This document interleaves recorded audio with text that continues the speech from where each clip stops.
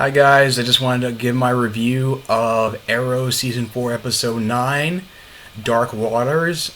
The episode, I thought this was a pretty good mid-season finale. It basically deals with the fact that, well, I guess for one, Diggle is still struggling with the fact that his brother was a member of Hive, and it seems like, I don't know if he's like so much as like he's so much as brainwashed, but he's so indoctrinated at this point that he they sort of believes in what that seems to be believe in what he's doing.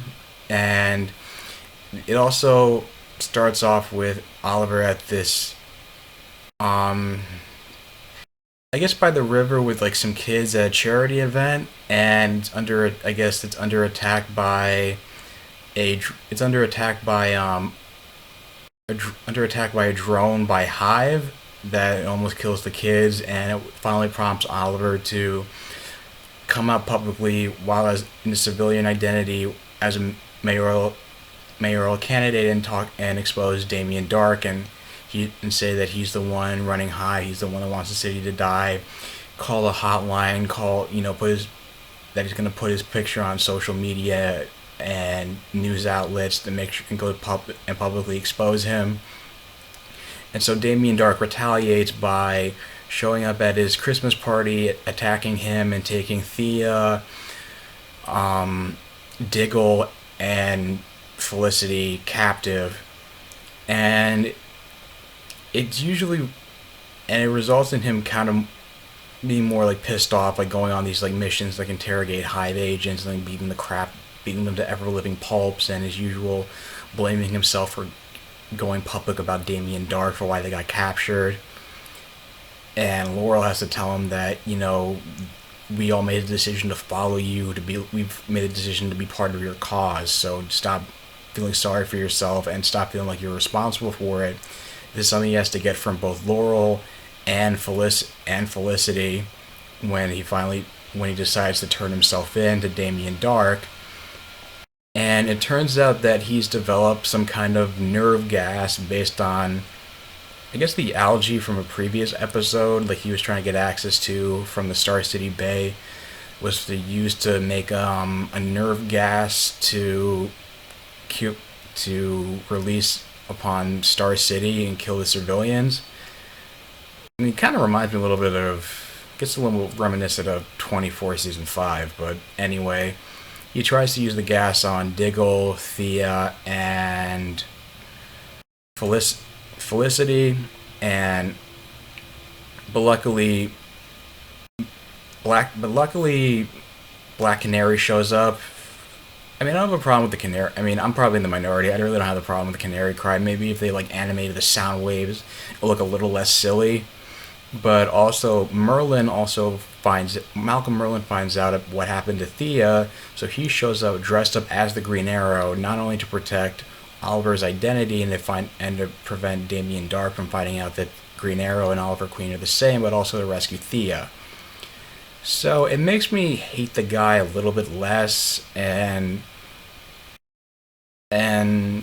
I don't know. It's sort of like he's become like a mixed bag for me. It's like it's weird they have the redeeming qualities, but at the same time, it's like you saw in the crossover last week that he had Vandal Savage's remains. He's going to resurrect him somehow and cause the events of Legends of Tomorrow.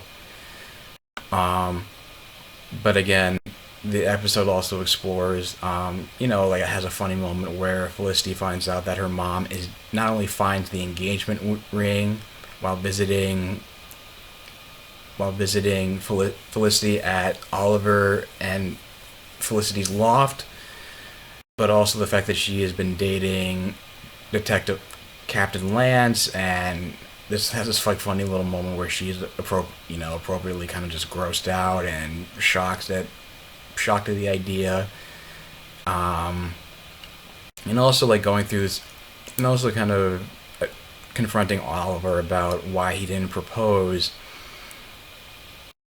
and saying that that you're supposed to, you can't like you can't avoid the conflict. I agree. You think I can handle this life.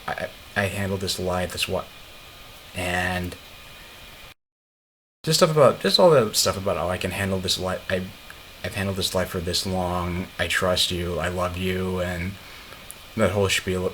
That whole spiel about, confronting conflict, whether it's marital conflict or conflict with the enemies, with their enemies, is like they gotta face both of them head on, and it also gives Oliver the confidence to propose to Felicity at another one of his events, and the episode does end pretty tragically, where you know they're attacked by Hive mercenaries and their limo is shot up, and the limo driver ends up getting shot, but miraculously, Oliver is able to get to the front of the limo, crawl to the front of the limo, and drive, even though it's been still being shot up, and he's miraculously fine. But then he goes to the back of the limo, and Felicity has been shot. Felicity has been shot, and the promos for the mid-season premiere, for lack of better terms, for when it comes for episode 10, seem to suggest that she really was the one in the grave, after all. Um, I mean, the thing is that it seemed a little bit predictable, since she was a possible candidate, so it takes a little bit of the gravity away from the death. But at the same time, I'm a little disappointed that, I mean, she's been the comic relief, she's been a breakout character, and it's sad that she's the one that gets to. It seems like she's the one that's getting killed off. I'm hoping that the promo is just doing a bait and switch. I doubt it, but time will tell when it comes back on January 20th. Um, I guess for in terms of like character, I mean, I guess in terms of like character arcs, I mean, Laurel does finally find out through the hotline tip that um, Captain Lance, and about his allegiance with Damien Dark, and how Oliver asked him to become a double agent, and how he's pretty pissed. And she takes it about as well as you can expect, pretty pissed off. But of course she forgives him fairly quickly, once considering the crisis that's considering like their friends have been kidnapped, and he's redeeming himself by bringing in backup from Star City PD to help them escape the facility. Um, Malcolm Merlin, he shows up. He shows up, and also to assist in the rescue, because Thea, his daughter's in danger. So he is going to. So of course he dresses up as the Green Arrow just to protect Oliver's identity, and also uses the explosive arrow on Damien Dark when he stops it telekinetically, and it literally blows up in his face, and it puts two more arrows in Damien Dark to help, just when Dark's about to beat Oliver to a pulp to help him escape. And he puts an explosive arrow and two arrows in Damien Dark's chest just to cover their escape. But then Dark says some kind of enchantment that allows him to survive the explosion, and then you find out that he meets with the other leaders of Hive to show that he's been able to use an experiment to mass produce the algae for the nerve gas to use on Star City. And also, and I guess there really wasn't much going on with Thea, other than the fact that she says that she feels like she's been cured of her bloodlust after being attacked by Damien Dark. Time will tell with that.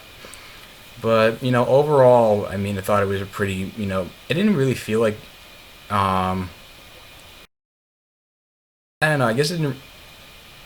I don't know. I guess I liked it a little bit less than the season 3 mid-season finale, just because it just felt like a kind of typical episode, and also, I guess like the whole knowing that somebody was going to be in the grave scene, the flash forward in the season premiere, took away from any kind of gravity of Felicity's possible death. I mean, maybe it'll be like a fake out, kind of like with Jon Snow on. Maybe they're doing a whole like Jon Snow thing with like they're doing on Game of Thrones. But time will. But I don't know.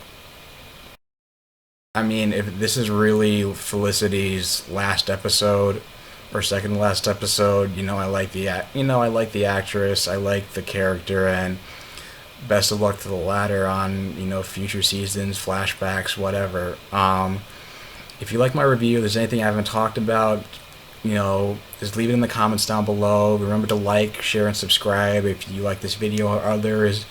I'm going to put an annotation for my Flash Season 2 mid-season finale review if you haven't checked that out yet. And